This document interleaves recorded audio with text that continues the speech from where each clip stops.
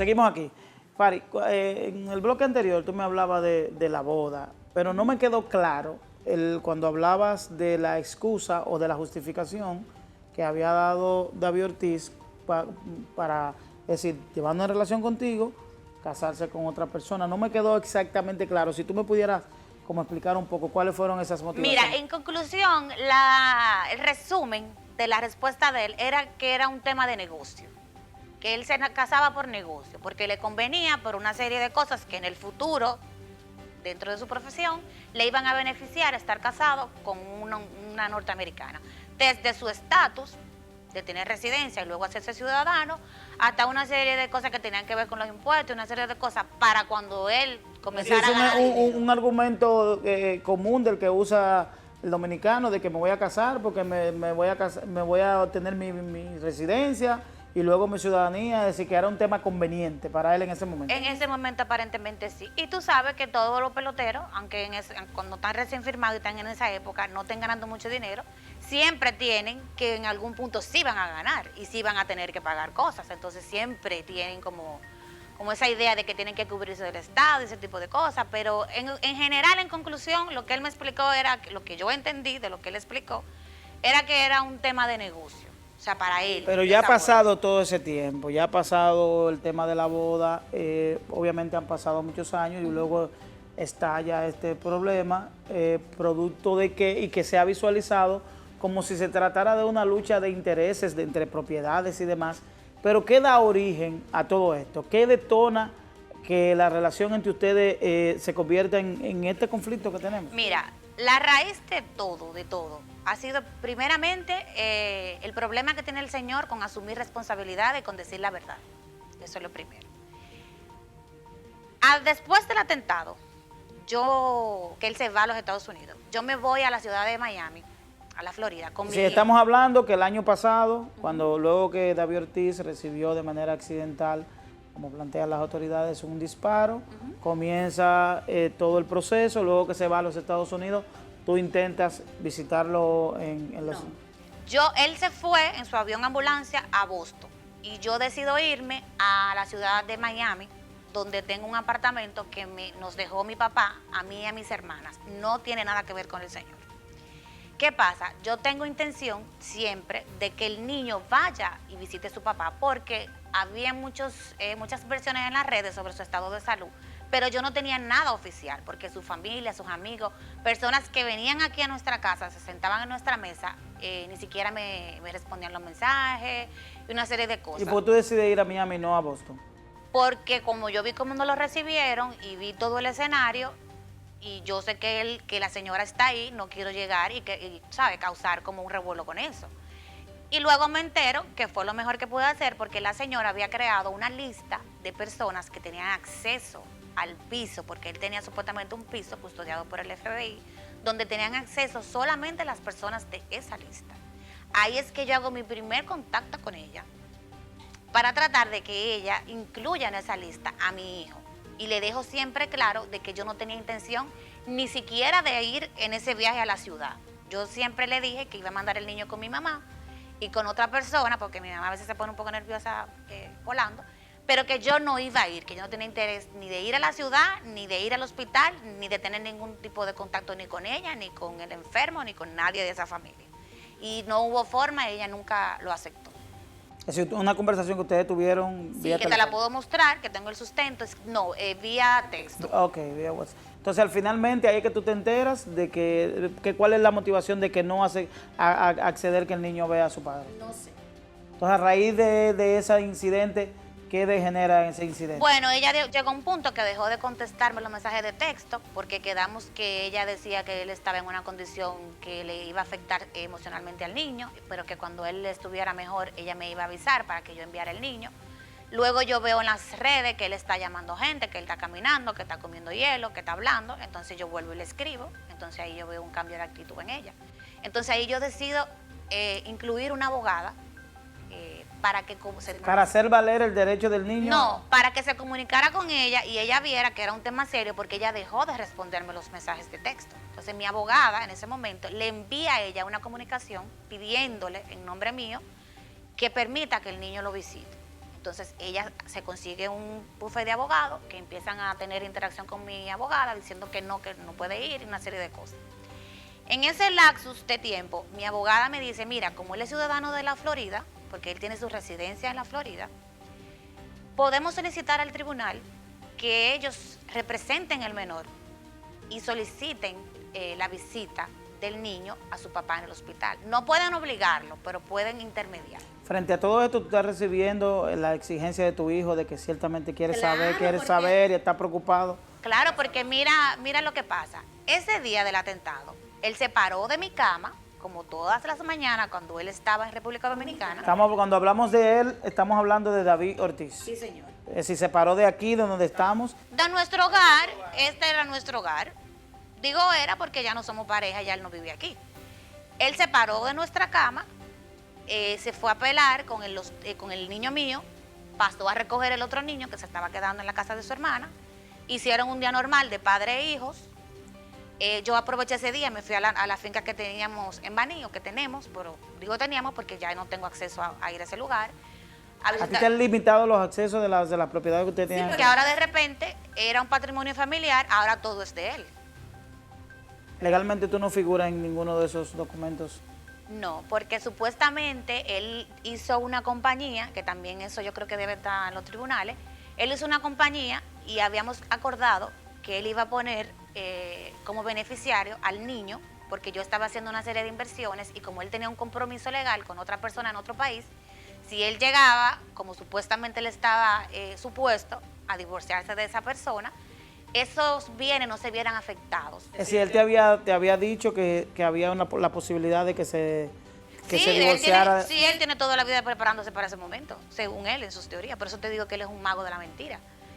Y uno, enamorado, entiende que todo lo que te dicen es verdad. Pero en ese momento, basándome en que ha pasado mucho tiempo y nada se cumple, yo estoy invirtiendo de un dinero que no tiene que ver con él, él me dice, mira, vamos a crear una empresa donde el beneficiario sea el menor y yo voy a ser el titular, porque obviamente él tiene mayor inversión que la que tengo yo. Y ¿Esa empresa nunca se ha hecho o sí? No, él creó la empresa, él hizo la asamblea que permitía a una, que en ese momento era la propietaria de esos bienes, venderle a la nueva y la otra accedía a comprar, pero él nunca hizo el traspaso, pero nunca me lo dijo. Yo me entero después del accidente, que mando a la oficina de abogados, que en ese momento no es la oficina que él está usando ahora, mando a retirar, yo estoy en la Florida, mando a retirar todos esos documentos y la abogada que va, me hace el favor y me lo retira, me dice que esa empresa está vacía. Ahí es que yo me descubro que él nunca transfirió ningún bien a nombre del menor. Otra mentira más.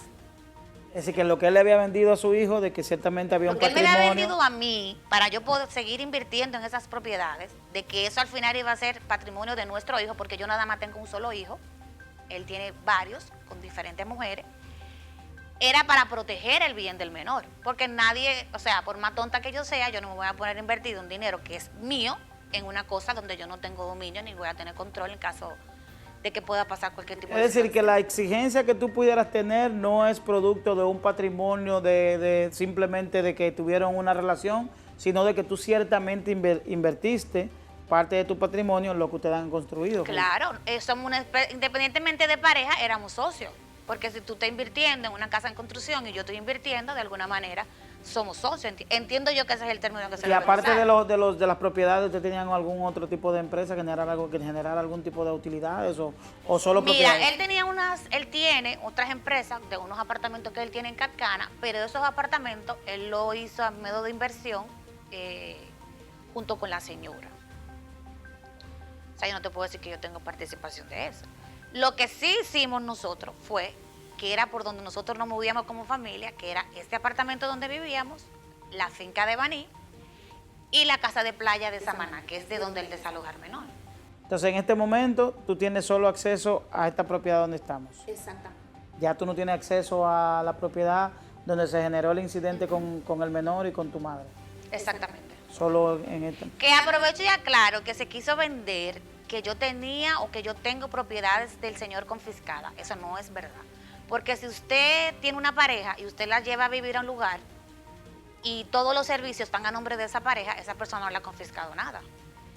Todos los servicios de la casa de Samaná estaban porque yo los cancelé a raíz del incidente, bajo el nombre mío. Hablo luz, teléfono, internet, los empleados, seguro del empleado, todo lo cubría yo, incluso económicamente. Fari, ¿en calidad de qué tú usufructuabas esas propiedades? Hablamos de que hay varias propiedades de las cuales ya solo tú tienes acceso aquí donde estamos, que es el apartamento aquí en Piantini, y las demás propiedades ya tú no tienes acceso a ellos porque fueron cambiados los accesos, pero ¿en calidad de qué tú tenías acceso a esas propiedades?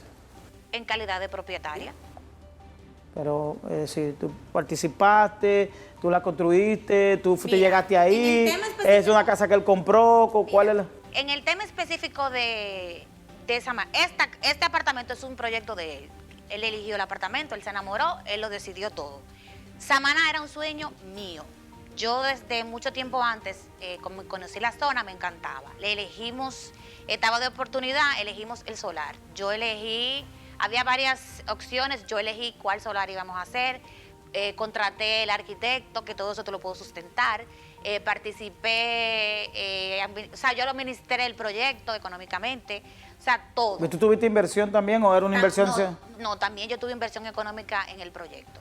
Yo elegí todo, desde el diseño de la puerta, la sábana, la toalla, el vaso donde se bebe agua, todo. De hecho, la casa se llama Villafari, porque Villafari fue mi sueño que yo hice realidad. Es decir, la casa tiene, la villa tiene tu nombre. Sí, se llama Ese fue un nombre consensuado entre ustedes de que iba a llamarse así por la relación que ustedes tenían, porque era algo de la familia. Lo que pasa es que él no tuvo incidencia en nada de eso, él solamente me apoyó en el proyecto. Y entendíamos que necesitábamos una casa en la playa porque ya teníamos una en el sur y queríamos estar cerca de la playa. Y como ahí hay privacidad, decidimos irnos a esa parte del país. Entonces, hay una parte que hemos perdido ya. Después de todo esto, ¿en qué momento esto se convirtió de una situación que fue degenerada producto de no permitirle el acceso a su hijo en el momento que su hijo quería verlo, a convertirse en una lucha legal de que tenemos varias instancias?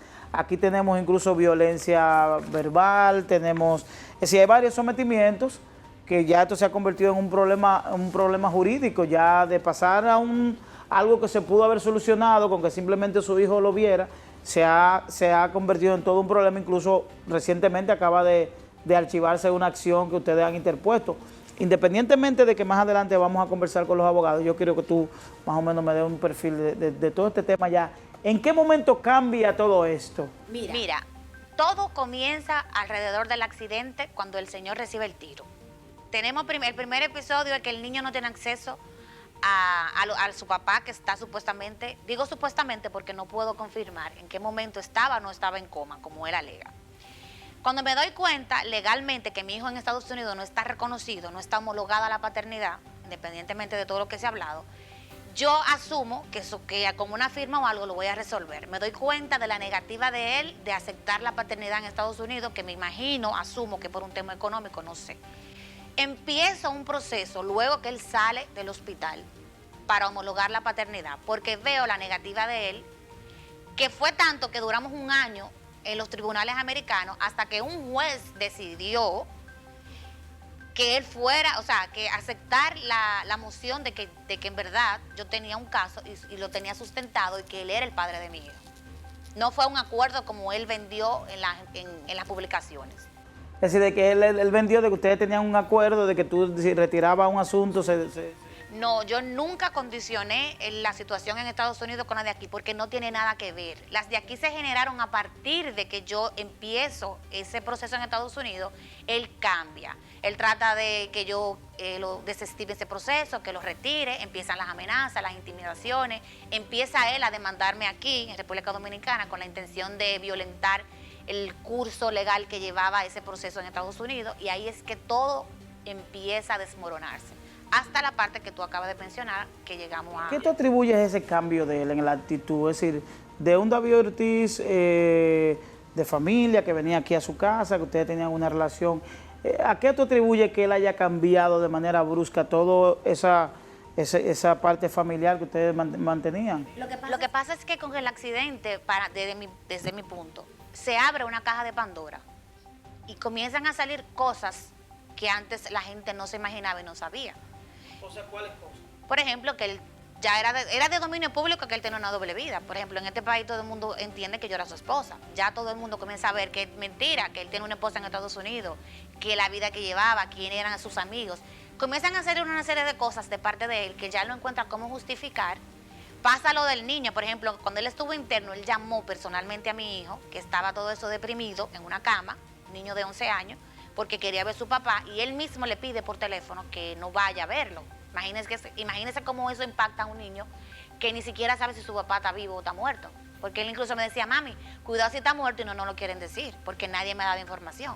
Entonces, cuando tú combinas todo eso, y luego una persona que se levanta de la cama a ser tu enemigo, a culparte de que todo lo que pasó en las redes fue tu culpa, de que todo lo que la gente sabe de ti es porque tú saliste a divulgarlo, es muy difícil. Pero ese tema de las amenazas a través de las redes sociales, de la comunicación que ustedes tenían, ¿eso era algo normal de él o tú nunca percibiste en él esa actitud? No, David siempre fue un poquito, ¿qué te digo?, fuera de lo común. Pero eran cosas que siempre pasaban entre él y yo, nunca llegando a la agresión ni a la amenaza. Pero él siempre fue de temperamento fuerte, porque tú sabes que el hombre que tú eres en la calle no es el hombre que tú eres en tu casa. Pero en estos últimos meses, luego cuando él se dio cuenta que yo no iba a desistir del proceso en Estados Unidos, y sobre todo después que él se da cuenta que ya él perdió, porque él juró sobre su propia vida que solamente muerto él iba a permitir que se declarara la paternidad en Estados Unidos. Incluso lo dijo delante de uno de mis abogados que no está presente aquí. Entonces, ahí ya él sale de control, entonces ya él comienza a amenazarme de una manera más profunda. Yo comienzo a inquietarme porque ya veo una actitud violenta que no había visto, como quien dice, en pleno antes.